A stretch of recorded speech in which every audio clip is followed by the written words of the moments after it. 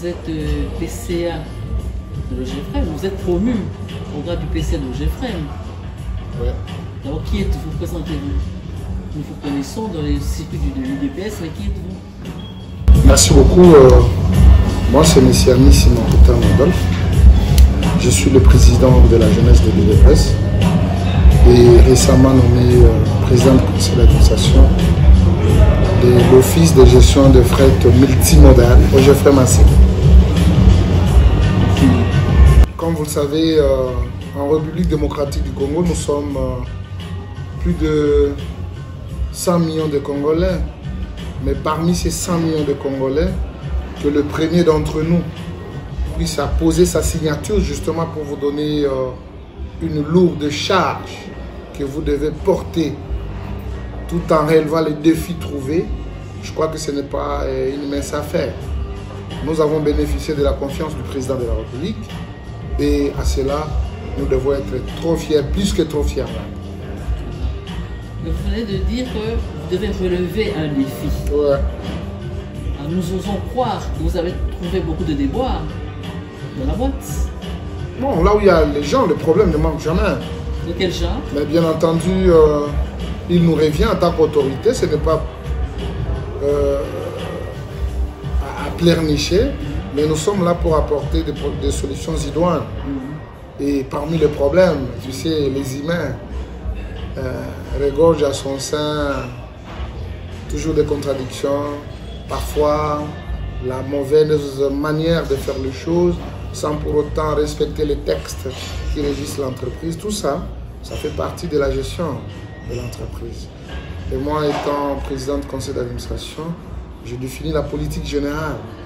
Je fais le suivi, je donne les orientations et in fine, les décisions et surtout qui cadrent avec les cadres de commandement parce que ce sont eux qui sont dans des directions et qui doivent mener au bon port la politique générale.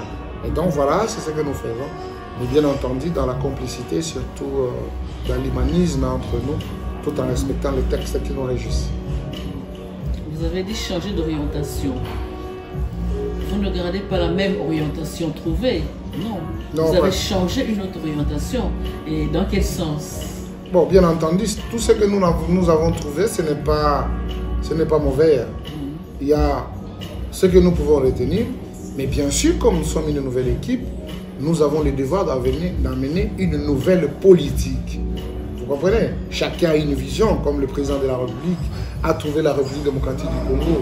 Bien entendu, si on fait allusion à la gratuité de l'enseignement, qui est un projet phare justement du président de la République, parce que nous nous référons toujours à ce que disait notre frère Tshisekedi, nous devons créer un prototype d'homme responsable que nous allons léguer à toutes les générations futures.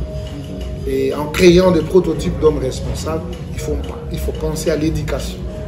Et quand le président de la République est arrivé, il a pensé à l'éducation. C'est la même chose comme moi à l'OGFREM.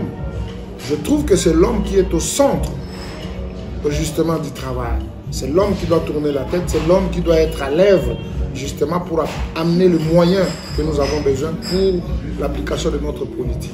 Donc cet homme-là doit être mis en valeur, doit être considéré. Sa condition de vie doit changer. Il faut améliorer son salaire. Je crois que c'est parmi les discours, le premier discours qu'on a tenu lors de notre prise du pouvoir. Et bien entendu, on ne peut pas se vanter. Il faut aller demander aux agents de l'OGFREM pour dire est-ce que ce qu'Ami avait dit les premiers jours, c'est ce qui se concrétise. Je crois que nous avons lié la parole à l'acte et nous sommes très contents. Est-ce que vous avez créé des emplois? Oui, bien sûr, c'est tout un processus. Parce qu'avant de créer l'emploi, il faut comprendre vous allez payer quoi? Quel sera le revenu? C'est pourquoi vous constaterez avec nous, avec le budget 2023, nous avons revu le budget à la hausse.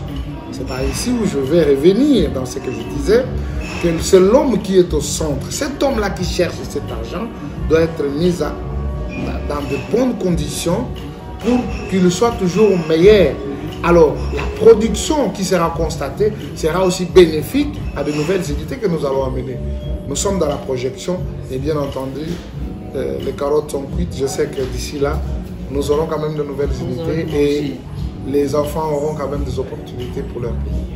Alors j'aimerais revenir un peu en arrière. Vous avez parlé de la gratuité de l'enseignement. Oui.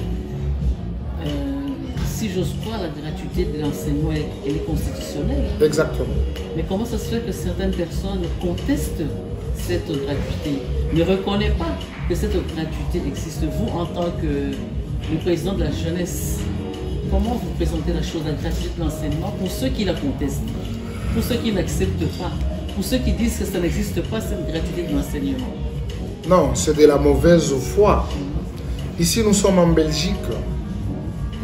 Mais ceux qui vivent en République démocratique du Congo ont une autre image par rapport à l'image des gens qui vivent ici en Belgique.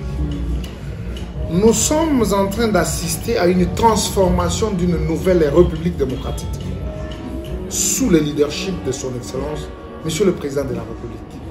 Mais bien entendu, rappelez-vous de l'histoire du corbeau et les renards. C'est lui qui détient les gâteaux, il détient le miel. Mais quand vous le prenez, sachez qu'il y aura toujours une guerre sans nom. Hein? C'est ce que Félix Tshisekedi et nous tous, nous sommes en train de recevoir. Mais nous, nous disons du fait que nous sommes au service de la nation, c'est la population qui doit être bénéficiaire de toute cette politique, la nouvelle politique du président de la République. Tu sais, l'histoire de notre pays nous renseigne. Nous avons vécu avec Mobutu 32 ans. Imaginez avoir un président de la République 32 ans. Il a inculqué des mentalités qui ne sont pas parfois orthodoxes. Et il y a des mentalités aussi orthodoxes. Mais qui sont peut-être majorées à moins de la moitié. Kabila est arrivé 3 ans après. Il est parti. Nous avons vu M. Kabila qui est arrivé, qui a pris le pays pendant 18 ans. Dans son règne, nous avons remarqué que non, le détournement de deniers publics, la mégestion était une mode de vie.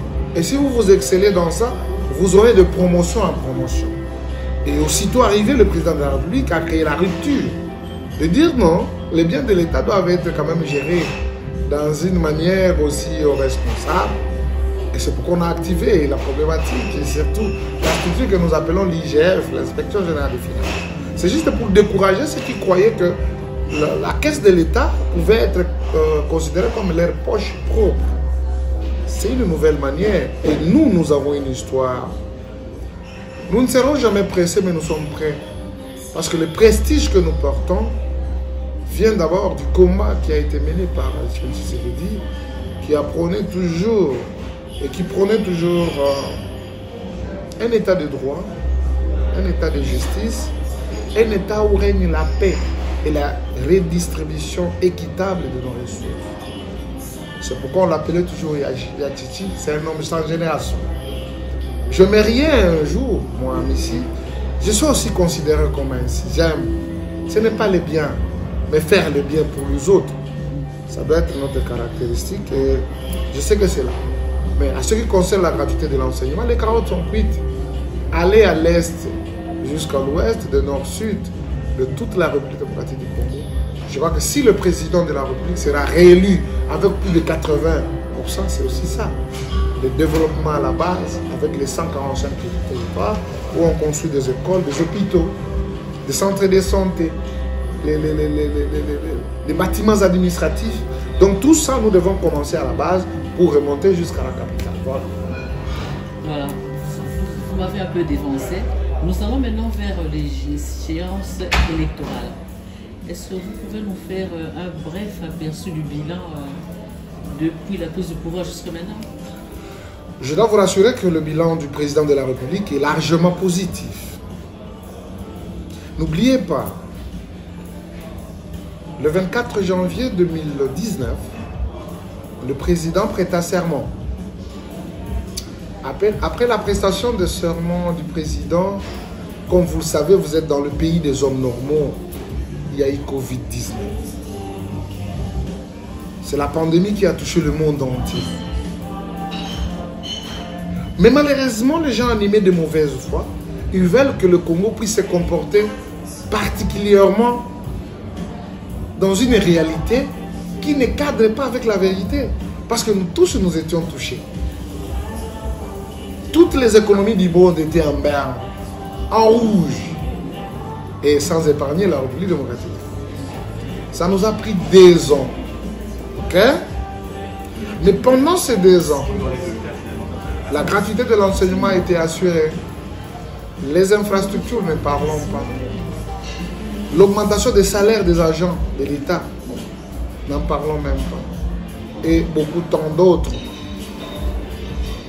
Mais aujourd'hui, si on veut scripter le bilan du président de la République, mais je vous dis, c'est plus que 32 ans même, mais c'est plus que même 18 ans de M. Kabila. Parce que si nous allons d'abord dans le cadre des infrastructures, je commence par là. Nous avons des routes qui ont existé depuis la colonisation, qui n'ont pas été construites. C'était comme des routes de village. Mais aujourd'hui, allez, je vous donne l'exemple. Si vous prenez l'avenue Elengesa, si vous prenez l'avenue Makanza, Angiringi, si vous prenez l'avenue Sayo, si vous prenez aujourd'hui le prolongement de la direction à Sosa Wileri et le reste, vous sortirez jusqu'à Selembao, à l'hôpital Sanatorium. Si vous prenez toutes les communes et toutes les provinces de la République démocratique du Congo, c'est en chantier. Si nous étions des gens qui portent dans eux le germe de l'orgueil, on pouvait dire, aujourd'hui on peut baptiser que le Congo a 20 chantiers. Parce que tous les secteurs de la vie sont touchés. Si nous allons dans le social, quand on parle de pouvoir d'achat, c'est l'amélioration aussi des conditions de vie, tout en regardant, en donnant un aspect sous les salaires. Un enseignant, on le payait 168 000 francs. C'est ça le montant que Kabila avait laissé. Aujourd'hui, le dernier enseignant est en 986 000 francs. Et si vous multipliez ça, c'est fois combien? Et nous sommes combien? Un fonctionnaire de l'État qui voit son salaire augmenter, ils sont dans les 600 000 alors qu'on les laissait dans les 80 les restes. Dans l'administration publique, il y a des gens qui détenaient même 20 matricules. Mais aujourd'hui, allez, il y a de la place, il y a des concours qui se font à travers beaucoup de ministères là-bas. On va prendre de nouvelles unités. Les enfants trouveront des opportunités. Tout ça, c'est l'action de Félix Tshisekedi. Quand on majore les salaires de gens, la police, l'armée, les services, les fonctionnaires, ça fait partie du social. La sécurité aujourd'hui, nous pouvons dire que nous avons une fierté qui réclame même toute la partie de l'Est où les Congolais de là, ils disent c'est pour la première fois qu'on voit notre président doigté, celui qui nous agresse sous les auspices des autres étrangers, parce qu'ils veulent tirer les dividendes de ce que nous avons sous terre. Mais bien entendu, nous pouvons tout simplement nous référer de dire de Mao Zedong quand il dit la guerre est connue le jour où ça commence, mais le jour où ça va finir n'est pas connu. Et nous sommes dans ce processus. Les présidents ne ménagent aucun effort pour donner à nos forces armées leur place. Et c'est ici, à travers votre micro, où je profite de l'occasion pour féliciter ces dignes fils qui mouillent les maillots pour défendre l'intégrité du territoire national. Nous, en tant que des patriotes, nous sommes avec eux et ils les connaissent. Chacun fera le meilleur là où il est sur le plan politique. Tu vois, nous sommes ici en Belgique. On a parcouru le Parti Socialiste justement pour faire entendre la voix de la RDC. Mais je crois que ça va arriver. Nous étions à Madrid, dans la conférence internationale de la social-démocratie, où nous avons porté la voix de la République démocratique pour la levée des sanctions. Et on a eu gain de cause. Donc pour le Congo, nous serons dans tous les fronts possibles, justement pour retrouver notre pays entier et voir les Congolais vivre paisiblement et aisément dans leur pays et surtout sur la terre de leurs ancêtres qui nous ont laissés sans pour autant qu'on puisse avoir des difficultés. Et nous aussi, nous avons le devoir sacré de protéger et de garder intact à nos progénitifs qui viendront après. Et nous osons comprendre que c'est le but de votre mission, de contacter tous les partis socialistes. Là, vous avez reçu la représentante internationale des socialistes. Exactement. Là, ici, nous sommes en train d'utiliser une pierre de coups. Ici, c'est une zone où on va organiser les élections. Il y aura le processus électoral. En tant que parti politique, notre rôle, c'est de conquérir le pouvoir et de les garder le plus longtemps possible. Partout, le président doit avoir une voix. Nous devons être là pour s'assurer que cette voix est assurante. Et nous sommes là. Le parti a une histoire ici en Belgique. C'est ici où Tshisekedi a fait ce premier pas sur le plan politique en s'opposant contre toutes les dictatures qui se sont succédées. C'est ici où Tshisekedi a rendu l'âme. C'est ici où on a gardé les 2 ans, le corps de celui que nous appelons la référence politique de notre pays et le mentor, surtout le modèle que nous suivons. Et donc, nous partageons une belle histoire avec ce pays. Et bien entendu, c'était important que nous soyons ici, qu'on ait la température, qu'on voie aussi les autorités, qu'on partage. Je crois qu'entre les États, il n'y a que les intérêts qui nous lient. Mais ici, nous avons, c'est l'histoire. Cette histoire est basée sur les intérêts. Nous avons nos intérêts ici en Belgique. Les Belges aussi ont leurs intérêts au niveau de la République démocratique. Là, vous venez de confirmer, comme on dit au Congo, que les Belges, ce sont nos locaux. Oui, exactement, les Belges. Oui, ce sont nos oncles. Hein, dans une manière figurée, hein, ce sont nos oncles. Mais ils ne sont pas nos oncles, ce sont nos colonisateurs. Ils nous ont pillés, ils nous ont coupé les mains, ils ont pris nos biens. Ils ont construit leur pays. Donc voilà, c'est ce qu'on peut se dire. Voilà. Nous partageons une même histoire, même si elle est douloureuse. Voilà. Elle est là. Elle est là. Alors, merci beaucoup, monsieur Amissi, de nous avoir accordé votre temps. Et bon séjour parmi nous en Belgique. C'est moi qui vous remercie, madame. Et je remercie toute l'équipe d'avoir pensé à nous. Et à tout moment, l'intérêt de la République sera